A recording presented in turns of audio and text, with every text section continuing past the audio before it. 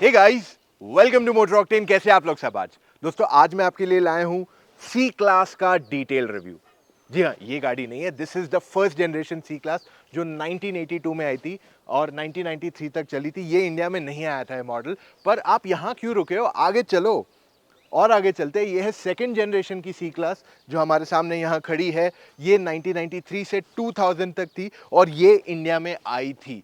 पर जो पहली गाड़ी इंडिया में जो लोकली असेंबल की गई थी इज दिस सी क्लास, जो 2001 से शुरू हुआ था इसका मैन्युफैक्चरिंग और 2007 तक ये चला था। बट कहानी वहाँ ख़त्म नहीं होती है। मर्सिडीज़ की हिस्ट्री काफ़ी लंबी रही है इंडिया में। द नेक्स्ट सी क्लास जो आई थी 2007 में आई थी, 2014 तक थी इंडियन मार्केट में अवेलेबल ये। फिर उसके बाद और एक सी क्लास आई है विच वॉज दिस वन, जो अभी डिसकंटिन्यू हुई है। That's the fifth generation C class.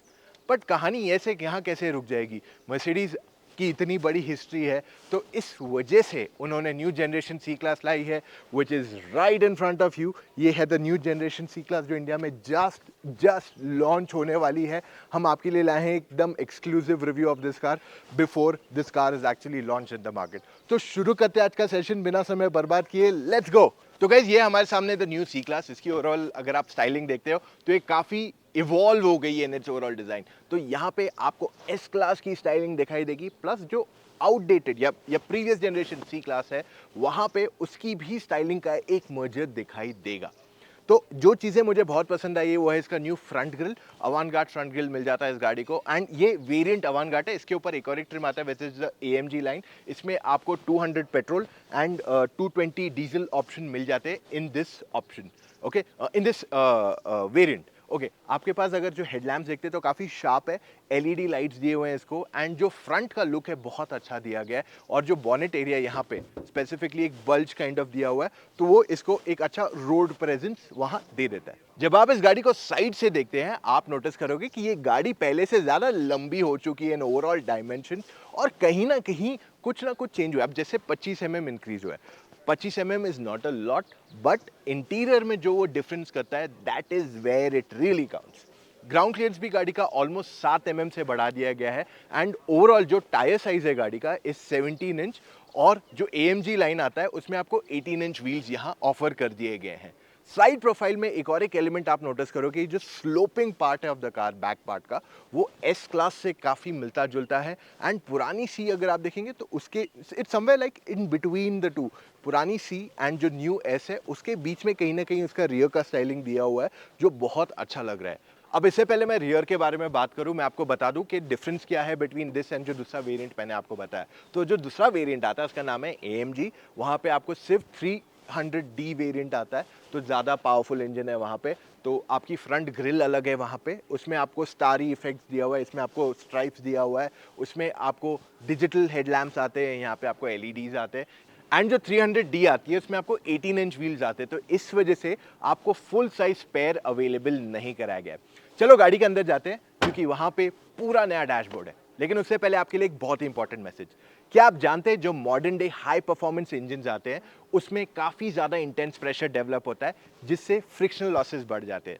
Complicated भाषा में नहीं बोलता हूँ, सिंपल कहता हूँ, आपका परफॉर्मेंस घटेगा बाय एटलीस्ट 10%। जी हाँ, और इसका मेन कल्प्रिट क्या है पता है? Engine oil. तो कोई भी रेगुलर सिंथेटिक इंजन ऑयल से काम नहीं चलने वाला है। आपने हाई परफॉर्मेंस गाड़ी ली और आपका परफॉर्मेंस ही कम हो जाए, then what's the point, right? इसलिए मैं आपको रेकमेंड करता हूँ Castrol edge with fluid titanium. ये हाई प्रेशर में ट्रांसफॉर्म होता है जिससे आपके फ्रिक्शनल लॉसेस कम होते हैं एंड आपका परफॉर्मेंस बढ़ता है। चलो लेट्स गो। अगर आप सी क्लास के इंटीरियर्स देखते हैं यूल बी लाइक वाओ, क्या स्टाइलिंग दी हुई है इसको। एस क्लास जैसे एलिमेंट्स है, जैसे अगर आप इसका टच स्क्रीन देखते हैं 11.9 इंचेस का टच स्क्रीन स्टैंडर्ड आता है। डिजिटल इंस्ट्रूमेंट क्लस्टर ये भी काफ़ी बड़ा साइज का है, प्लस आप इसको पूरी तरह कस्टमाइज कर सकते हो। आपके पास डिफरेंट मोड्स है जिसमें आप इसे सेट कर सकते हो, आई मीन डिफरेंट थीम्स है जिसमें आप इसे सेट कर सकते हो। प्लस जो टच स्क्रीन सिस्टम है इसमें आपको आ जाता है मर्सिडीज मी कनेक्ट, जो कनेक्टेड कार टेक्नोलॉजी है इनकी। पर यहाँ पे मैं आपको एक चीज़ बता दूँ, ये जैसे एस क्लास में था कि आपको फिंगरप्रिंट स्कैनर मिलता है, वो चीज़ आपको यहाँ भी मिल जाती है। सो बेसिकली लेट्स से मेरा प्रोफाइल इज A, आपका प्रोफाइल इज बी एंड हम दोनों ये गाड़ी यूज़ करते हैं, तो ए का जो प्रोफाइल है वो हिसाब से सीट एडजस्ट होगी, स्टीयरिंग व्हील एडजस्ट होगा, मिरर्स एडजस्ट होंगे। और अगर ये 300D होती जो टॉप मॉडल है AMG लाइन वाला, वहाँ पे उसमें बमाइस्टर के स्पीकर्स है, तो उसमें इक्वलाइजर भी आप सेट कर सकते हो। सो आई थिंक ये एक बहुत अच्छा कस्टमाइजेशन ऑप्शन आ गया है इसमें। और एक बहुत अच्छी चीज़ जो मुझे पसंद आई है वो ये है कि ये गाड़ी कनेक्टेड है through cloud to all other new cars. जो एस क्लास आई थी वो क्लाउड से कनेक्टेड है। तो मान लीजिए यहाँ से मैं 5 किलोमीटर आगे जाता हूँ और गाड़ी, ये समझो दूसरी कोई गाड़ी गई है वो रोड से, ठीक है, तो उसने ऑलरेडी स्टडी कर दिया कि वहाँ पे समझो 5 गड्ढे हैं, तो मुझे पहले ही अलर्ट कर देगा कि यार आगे 5 गड्ढे, बी केयरफुल। प्लस यहाँ पे नेविगेशन जो है इसमें आपको 3D मैप्स आते हैं, तो जो मंदिर जाता है या कुछ भी जगह जाती है बहुत ही अच्छी तरह 3D में लगता है, which takes the game to the next level completely. तो गूगल मैप से ये ज़्यादा बेटर लगते हैं इन टर्म्स ऑफ डिस्प्ले। क्या ये गूगल मैप से बेटर डायरेक्शन देंगे? I can not say that right now. In terms of other features, multiple airbags आते हैं, एडास आता है, ABS plus CBD, traction control, आप लिस्ट मतलब बोलते जाऊंगा तो शाम हो जाएगी लिटरली। तो फीचर्स मैं आपके लिए यहाँ डाल दूंगा। प्लस अगर मैं रेगुलर फीचर्स की भी बात कर लूँ, wireless charging, Android Auto, Apple CarPlay, type C charging दिया गया आपको पूरी गाड़ी में। प्लस उसके बाद आप दूसरे फीचर्स भी देखेंगे तो आपके पास बहुत सारी चीज़ें हैं जो मैं आपके लिए लिस्ट डाउन कर रहा हूँ। तो मैंने जैसे कहा था बमाइस्टर स्पीकर्स आपको मिलते हैं ऑन द 300D, प्लस उसमें आपको नापा लेदर इंटीरियर भी मिल जाता है जो इसमें नहीं मिलता है। इसमें आपको रेगुलर इंटीरियर मिलता है, प्लस उसमें फ्लैट बॉटम स्टीयरिंग भी दिया हुआ है। अगर शूट कर पाया तो मैं उसके ओवरलेस डाल दूंगा आपके लिए।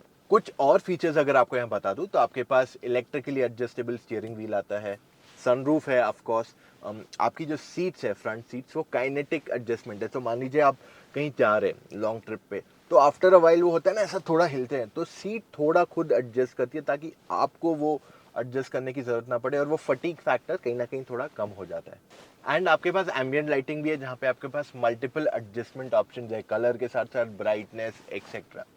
बहुत हो गई आगे की बातें, रियर सीट दिखाएं। ऑलराइट गाइस, अभी फ्रंट सीट मेरे हाइट के हिसाब से एडजस्टेड है। अब मैं बैक सीट पे जाता हूँ। जस्ट फॉर रेफरेंस मेरी हाइट है 6 फीट।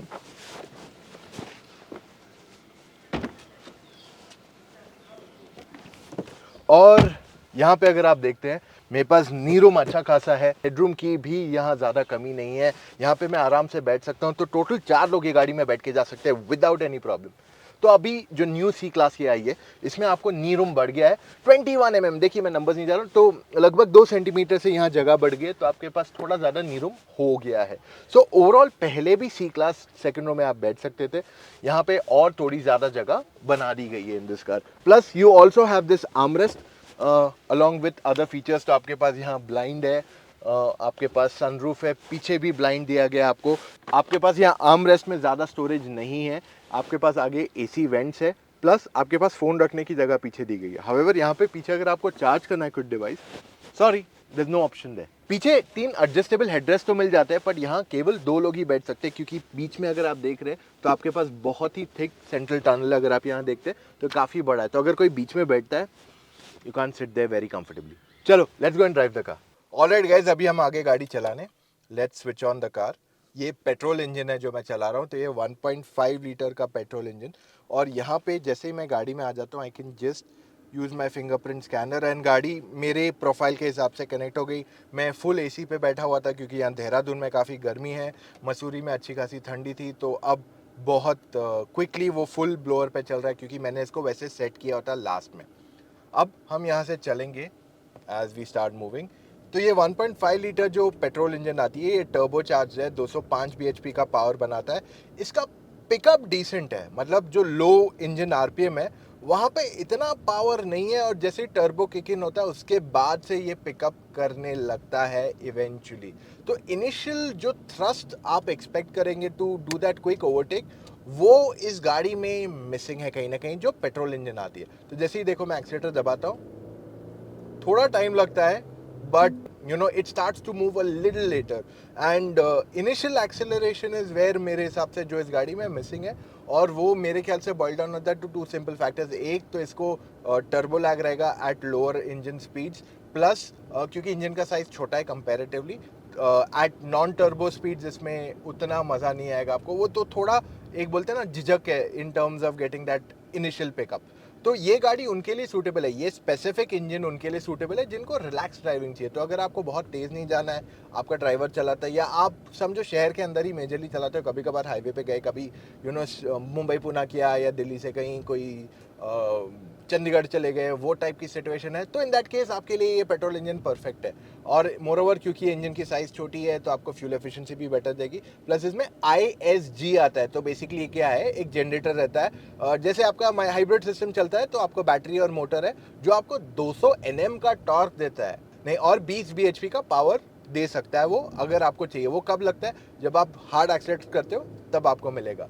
वैसे अगर आप इस गाड़ी को इको मोड पे चलाओगे तो आपको ज़्यादा रीजनरेटिव ब्रेकिंग मिलेगा, जिस वजह से जो इसकी बैटरी है, जो जनरेटर की बैटरी है, वो ज़्यादा जल्दी चार्ज होगी। यानी कि जब आप इसे स्पोर्ट पे वापस डाल के चलाओगे तो आपको ज़्यादा बेटर पिकअप मिलेगा वहाँ पे। तो ये है 1.5 लीटर की कहानी। इंजन बहुत ही क्वाइट है, कुछ आवाज़ नहीं करता, एकदम शांति, बोलते हैं ना, लिटरली ऐसा लगता है कि यार इलेक्ट्रिक गाड़ी चला रहे हो, बहुत शांत है गाड़ी, कुछ भी आवाज़ इसमें से नहीं आती है। तो ये चीज़ इसके प्लस पॉइंट्स है। अब जो दूसरी इंजन आती है वो डीजल इंजन आती है, वो बड़ी इंजन है, और उसमें 2 टाइप के पावर आते हैं, एक 200 के आसपास पावर है, एक 265 bhp का पावर है। तो जो दूसरा ज़्यादा पावर वाला इंजन है वो आपको 300D के नाम से हम जानते हैं, इसमें भी ISG मिलता है आपको। एंड क्या आप जानेंगे या मानेंगे इस बात को कि इसकी जो क्लेम्ड फ्यूल एफिशिएंसी है ARAI की, उसमें ये 23 किलोमीटर पर लीटर देती है। जी हाँ, आपने सही सुना, 23 किलोमीटर पर लीटर का फ्यूल एफिशिएंसी क्लेम्ड है। तो ये सिस्टम आने की वजह से, जो हाइब्रिड सिस्टम जो डेवलप किया गया एक जनरेटर वाला, उसके आने की वजह से गाड़ी की जो ओवरऑल माइलेज है वो तो बढ़ गई है, परफॉर्मेंस भी एनहांस हुआ है। तो because of all these factors आपकी गाड़ी पहले से बहुत ज़्यादा फ्यूल एफिशिएंट हो जाएगी। मोरओवर जो डीजल इंजन है उसका टॉर्क भी ज़्यादा है, तो जो इनिशियल पंच चाहिए आपको, जो पेट्रोल में नहीं है, जो मैं कह लेता हूँ इनिशियल थोड़ा झिझक है, वो आपको डीजल में महसूस नहीं होगा, और वो बहुत ही प्यार से निकल जाएगी गाड़ी without any kind of struggle. So overall diesel engine उनके लिए सूटेबल है जिनकी ड्राइविंग बहुत ज़्यादा है और जिनको पिकअप ज़्यादा चाहिए। अगर आपको बहुत ज़्यादा पिकअप चाहिए तो 300D ले लो, वो ज़्यादा महंगी भी आएगी बट आपको चलाने में भी बहुत मज़ा आएगा। तो ये रही इन तीनों इंजन्स की कहानी इन सिंपल स्टोरी। अब बात करते हैं गाड़ी की राइड क्वालिटी की। ये बहुत ज़बरदस्त है। मर्सिडीज हमेशा से अपनी राइड क्वालिटी के लिए जानी जाती है और ये गाड़ी कुछ कम नहीं है, इसकी राइड क्वालिटी बहुत ज़बरदस्त है। आप अभी देखो, मैं टूटे फूटे खराब रोड पे चल रहा हूँ यार, एकदम प्यार से चल रही है गाड़ी, राइड क्वालिटी को कुछ इफेक्ट नहीं हो रहा है। बाय द वे, यहाँ आपको नेविगेशन दिखाई देता है और यहाँ पे आप इंस्ट्रूमेंट क्लस्टर में अपना हर चीज़ चेंज कर सकते हैं आपको जैसे चाहिए। So there is a lot of option that you can set and change and utilise for your usages. Coming back to ride quality, आगे और पीछे दोनों जगह जो लोग बैठेंगे उनको बहुत अच्छी राइड क्वालिटी मिलती है। एंड इवन हैंडलिंग के मामले में मेरी कंप्लेन नहीं है। अगर आप एक हार्डकोर एंथुजियास्ट है जिसको पिकअप, पावर, ये सारी चीज़ें चाहिए, देन मैं आपको रेकमेंड करूँगा कि भैया आप 300D ले लो। पर जो स्टीयरिंग फीडबैक है उसमें ज़्यादा अंतर नहीं रहने वाला, थोड़ा बहुत फ़र्क रहेगा क्योंकि उसको बड़े टायर्स है, तो थोड़ा बहुत सस्पेंशन ट्यूनिंग में फ़र्क रहेगा, हैंडलिंग में हल्का फ़र्क रहेगा, but nothing as major. Last and final point जो यहाँ मैं आपके लिए कवर करना चाहता हूँ इज़ दैट इसका स्टीयरिंग बहुत लाइट है। अगर आपको सिटी में चलाना है, सी दिस, आराम से आप स्टीयरिंग लाइट है चला सकते हो बिना किसी प्रॉब्लम के। आप 2 उंगलियों से स्टीयरिंग मोड़ भी सकते हो, कोई प्रॉब्लम नहीं होगी आपको इसमें। So this is clearly everything that goes in this cars favour. अब सवाल ये उठता है कि आपको ये गाड़ी कंसिडर करनी चाहिए या नहीं। ऑलराइट गाइस, अब वर्डिक्ट की बारी। क्या आपको सी क्लास कंसिडर करनी चाहिए या नहीं? इट्स अ बिग यस मेरी तरफ से। लेकिन मैं आपको यहाँ पे ये चीज़ बता दूँ कि इस गाड़ी की प्राइसिंग पुरानी सी क्लास से अगर आप कंपेयर कर रहे हैं तो वहाँ पे इंक्रीज होगा फॉर मल्टीपल रीजन्स। नया प्लेटफॉर्म है, न्यू इंजन है, there is a lot more new things added, technology नई ऐड कर दी गई है, जनरेटर चेंज किया गया है। सो ये सारी चीज़ों की वजह से गाड़ी की प्राइस डेफिनेटली इंक्रीज होगी। तो जो करंटली ए और सी के बीच की गैपिंग है वो काफ़ी कम है और वो कहीं ना कहीं थोड़ी और बढ़ जाएगी as we move ahead. Whereas मैं आपको ये भी बता दूं कि अगर आपको परफॉर्मेंस ओरिएंटेड गाड़ी चाहिए then the 300D makes more sense for you. Whereas जो मेजर बायर्स रहेंगे वो 200 पेट्रोल या 220D को ज़्यादा कंसिडर करेंगे। प्राइसिंग जैसी आएगी we will definitely share it with you. ये 10th मई को इस गाड़ी की प्राइसिंग रिवील की जाएगी। So that's all we have for right now guys. इतना वीडियो देखा है, give it a big thumbs up. कुछ भी सवाल है आपके पास about the C class, 3 series, कोई भी गाड़ियों के बारे में, you can speak directly to me. आप मुझसे बात कर सकते हो या मेरी टीम में एक्सपर्ट्स है, उनसे बात करके अपने सारे डाउट्स क्लैरिफाई करने हैं। बहुत ही सिंपल तरीका है, आपको हमारे वेबसाइट motoroctane.com/car-consultancy पे जाना है। वहाँ हमने आपसे कुछ डिटेल पूछे हैं, उसे भर दीजिए and book your call timing. That's about it. And इतना वीडियो देखा है, give it a big thumbs up और सब्सक्राइब जरूर कीजिए, क्योंकि इन द कमिंग डेज आपको बहुत सारा एक्साइटिंग कंटेंट मिलने वाला है हमसे। सो नोटिफिकेशन दिख रहा है, उसको भी प्रेस कर दीजिए, बेल आइकन उससे कहते हैं, so that you don't miss out on any of the update. That's all for right now. मिलेंगे कल फिर से with an all new video guys. Take care, see you tomorrow, bye.